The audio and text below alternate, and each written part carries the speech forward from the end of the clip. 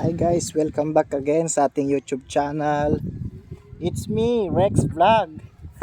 Andito tayo ngayon guys sa Anda, Pangasinan. Dito tayo sa pinakadulo, sa may Tundol. So ito ang ating makikita dito sa Tundol Beach.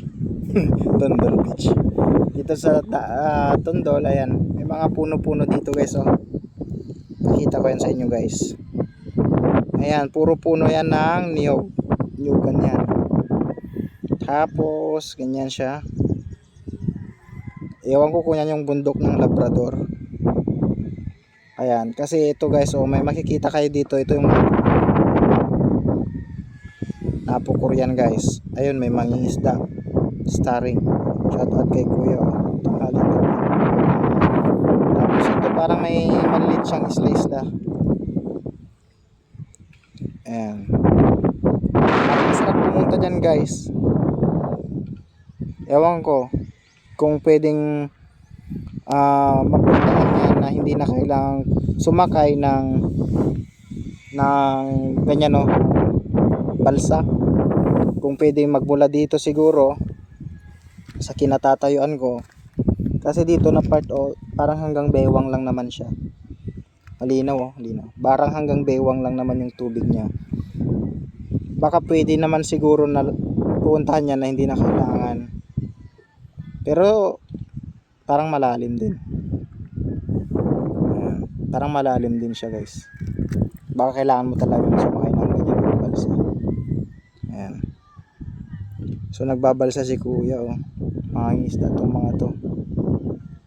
Baka may nakuha na sila. Ayan. Ano kayang isda ni kuya?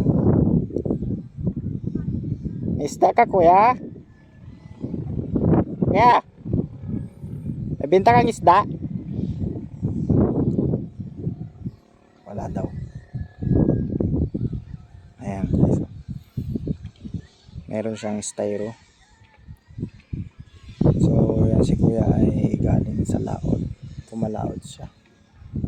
Kumuha ng isda. So, saan tayo ngayon? Dito tayo sa may likod ng 8 miles.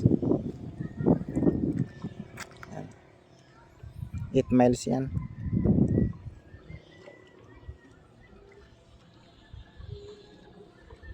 Marami rin magaganda dito guys. Yung nakita ko kanina, sila sir, nakausap ko, taga Pampanga pa sila. Tapos sa kabila naman, Kalasyaw. Maraming bisita ngayon. Ay, meron ulit doon, oh. Si kuya din, oh. Ayan. So ayan. Parang kung ito guys, oh. Ewan ko.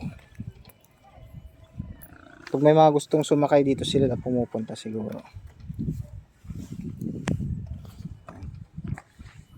So yun lang guys. Kita-kits sa next na video natin. Ayan, antabayanan nyo lang ako sa mga pinupuntahan ko, sa mga vlog natin. Subscribe nyo ko guys, Rex Vlog. Ganon din sa aking Facebook, Rex Vlog din. So yun lang guys. Maraming salamat sa